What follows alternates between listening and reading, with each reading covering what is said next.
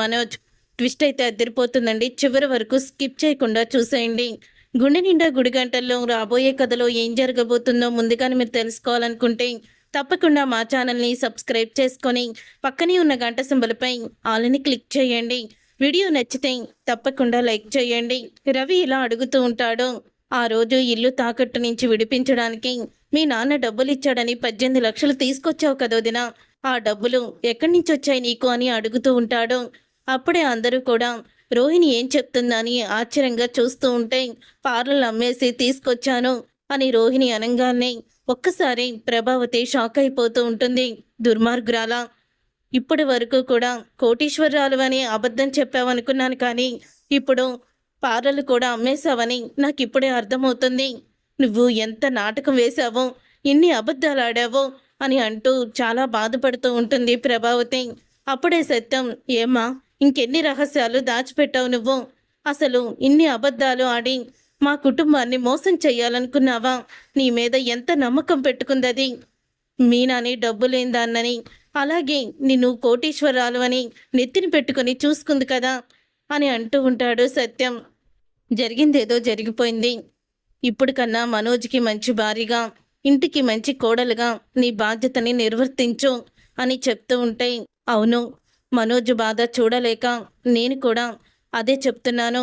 ఇప్పటికైనా నువ్వు ఇక మోసాలు అబద్ధాలు చెప్పడం మానేసి ఒక బాధ్యత అయిన కోడలుగా నడుచుకో అని చెప్తూ ఉంటే, ఇంతలో ఇది సరిపోదు రోహిణికి. రోహిణి ఇంకా నిజాయితీగా ఉండాలంటే ఒక పని చేయాలని సుశీల హారతి వెలిగించుకురమ్మని మీనాకి చెప్తుంది. దాని మీద ప్రమాణం చేస్తాను అని సుశీల అనడంతో, ఏంటత్తయ్య మీరు ఈ ప్రమాణాలు, హారతి వెలిగించి దాని మీద ఒట్టు వేయడాలు ఇవన్నీ అవసరమంటారా? మోసం చేసింది ఎప్పటికీ కూడా మోసం చేస్తూనే ఉంటుంది. నాటకం ఆడేది నాటకం ఆడుతూనే ఉంటుంది. కుటుంబాన్ని ఇంత మోసం చేసిన దీన్ని ఇంట్లో నుంచి బయటికి గెంటేయకుండా ఈ ప్రమాణాలేంటి అని అడుగుతూ ఉంటుంది. అప్పుడే ఇక ప్రభావతి ఇలా చెప్తూ ఉంటుంది సుశీల. ప్రభావతి, మనోజే తన భార్య తప్పు చేయలేదని నాకు తెలుసని భార్యగా ఒప్పుకున్నాడు. వాడు భార్యగా ఒప్పుకున్న తర్వాత, తన భార్య తప్పు చేయలేదని నమ్ముతున్న తర్వాత నీకెందుకు మధ్యలో? అమ్మ ఏదో ఒక పరిష్కారం చూపిస్తుంది కదా, ఇక నువ్వేమీ మాట్లాడుకో అని సత్యం అనడంతో అప్పుడు ఇక ప్రభావతి మౌనంగా ఉంటుంది. రోహిణిని ముందుకు పిలిచే సుశీల, ఇంటి ఆడది వెలిగే దీపంలాగా ఇంటిని వెలిగించాలి, కానీ ఇంటిని నిప్పుల సగలాగా మార్చకూడదు. ప్రమాణం చెయ్యి, ఇంకెప్పుడూ కూడా ఇటువంటి మోసాలు అబద్ధాలు నాటకాలు ఆడనని ప్రమాణం చేసి చెప్పు. ఇప్పటి వరకు నువ్వు ఇక ఏ నిజాలు దాచిపెట్టావో అన్నీ బయటపడ్డాయి. ఇంకే రహస్యాన్ని నువ్వు దాచిపెట్టలేదు కదా అని సుశీల అడగడంతో, లేదు ఏ నిజాలు కూడా దాచిపెట్టలేదు అని చెప్తూ ఉంటుంది. రోహిణి అబద్ధం చెప్పేస్తుంది. అప్పుడే సుశీల ఇలా అంటుంది, ప్రమాణం చెయ్యి, మంచి భార్యగా మంచి కోడలుగా ఉంటానని ప్రమాణం చెయ్యి అని అనగానే అప్పుడే ఇక రోహిణి, నేను మనోజ్కి మంచి భార్యగా ఉంటాను, మంచి కోడలుగా ఉంటాను, అత్తయ్యని ఎప్పుడూ కూడా ఇక మోసం చేయను, ఇంట్లో ఎవరికీ కూడా అబద్ధాలు చెప్పనని హారతి మీద ప్రమాణం చేస్తుంది.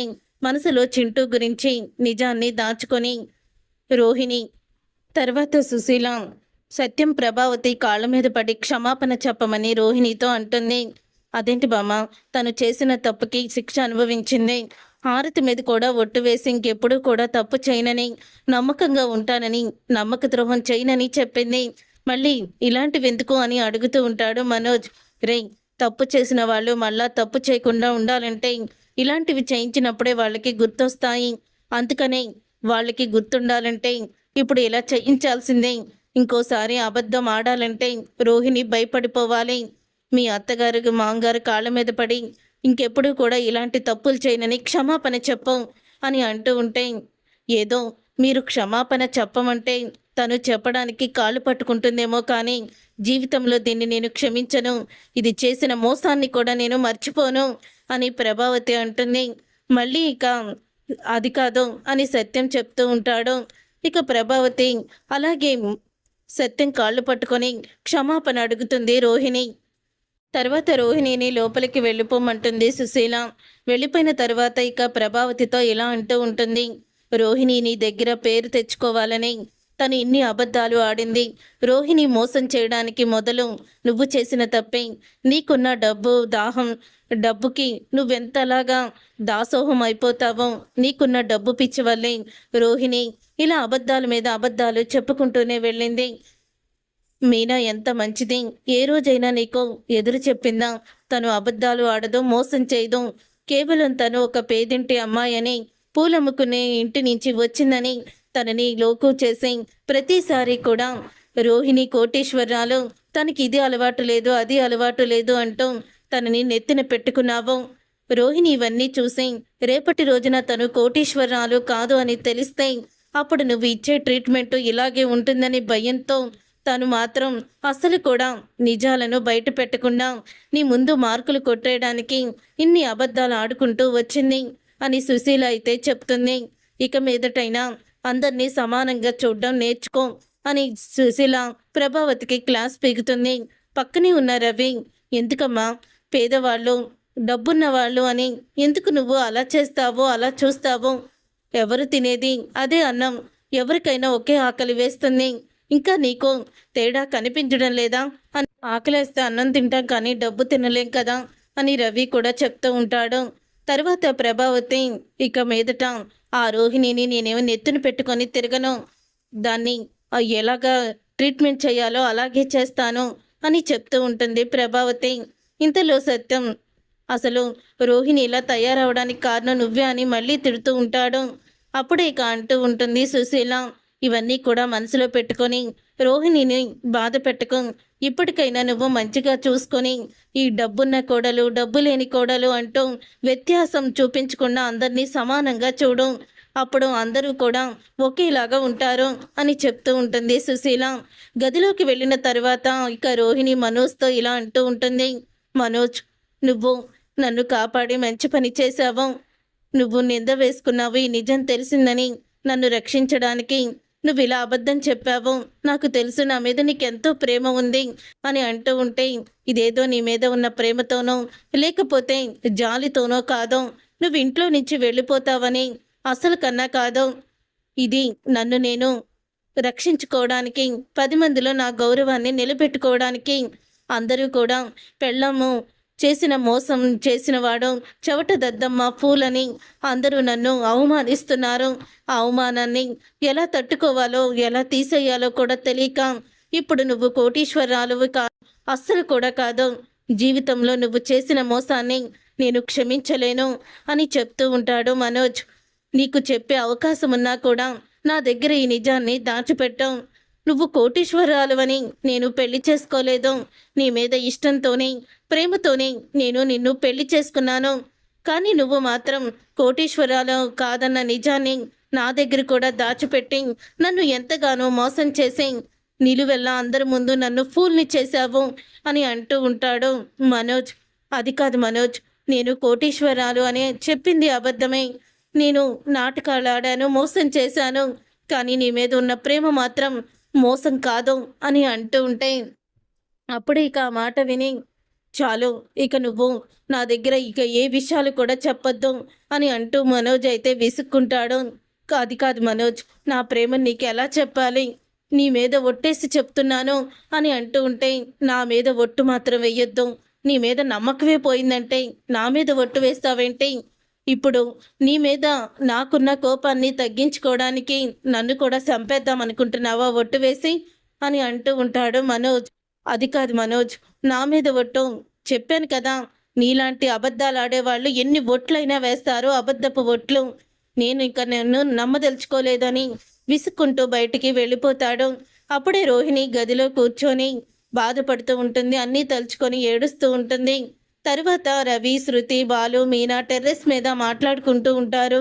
అప్పుడే అక్కడికి టెర్రస్ మీదకి గదిలోంచి కోపంగా వచ్చి నా మనోజ్ ఆగిపోతాడు.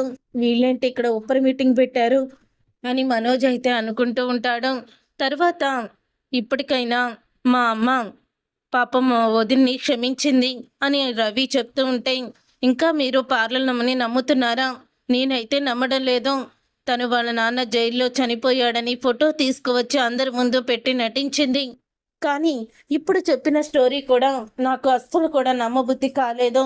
ఇప్పుడు వాళ్ళ నాన్న గురించి చెప్తుంది తప్ప, తప్పు చేసిన వాళ్ళ నాన్న గురించి చెప్తుంది. తప్పు చేసిన వాళ్ళ నాన్న ఫోటోని తీసుకువచ్చింది. కానీ వాళ్ళ అమ్మ ఫోటోని తీసుకొచ్చిందా? వాళ్ళ అమ్మ గురించి ఏమన్నా చెప్తుందా? వాళ్ళ అమ్మ ఏమైందో కూడా తను చెప్పలేదు. అలాగా తను చెప్పలేదంటే దానికేంటి అర్థం? ఖచ్చితంగా తను మళ్ళీ ఏదో నిజాన్ని దాచిపెడుతుంది. మన అందరి ముందు కూడా మంచిదానిలాగా మారిపోయినని నటించిన పార్వలమ్మ మళ్ళీ మనోజ్ గారిని మోసం చేయడానికి మరొక రహస్యాన్ని తను దాచిపెడుతుంది. ఖచ్చితంగా వాళ్ళ అమ్మ వైపు మళ్ళీ ఏదో రహస్యం ఉంది, అది బయటపడనకుండా తను జాగ్రత్త పడింది అని అంటూ ఉంటాడు బాలు. బాలు అలా అన్న తర్వాత అది విని ఇక మనోజ్ అయితే గదిలోకి వెళ్తాడు. గదిలోకి వెళ్ళి రోహిణిని నిలదీసి నిజంగానే నువ్వు ఇక ఏ నిజాలు దాచిపెట్టలేదా నా దగ్గర అని అడుగుతూ ఉంటే, లేదు మనోజ్, ఏ నిజాలు కూడా దాచిపెట్టలేదు అని రోహిణి అంటుంది. మరి మీ అమ్మ ఫోటో చూపించలేదేంటి? మోసం చేసి రెండో పెళ్లి చేసుకున్నాడు మా నాన్న అని మీ నాన్న ఫోటోని తీసుకొచ్చి చూపించావు తప్ప మరి ఎందుకు మీ అమ్మ ఫోటోని చూపించలేదు?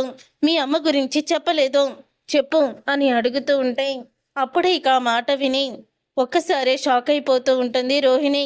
నువ్వు మళ్ళీ మీ అమ్మ విషయంలో ఇంకేదైనా రహస్యాన్ని కానీ దాచిపెట్టినట్టు ఆ నిజం కానీ బయటపెడితే ఈసారి నేను నింద వేసుకోవడం ఏమీ కూడా ఉండదు. గుర్తుపెట్టుకో, ఆ రోజు నీకు వేసే శిక్ష మామూలుగా ఉండదు అంటూ నిజాన్ని బయట పెడతాడు మనోజ్. షాక్ ఇస్తాడు రోహిణికి. చూసారుగా ఫ్రెండ్స్, రాబోయే కథలో ఖచ్చితంగా ఇలాగే జరగబోతుంది. మరి ఇలాగే జరగాలని, రోహిణి దాచిపెట్టిన రహస్యాలు బయటపడాలని అనుకునే వాళ్ళు తప్పకుండా ఛానల్ని సబ్స్క్రైబ్ చేసి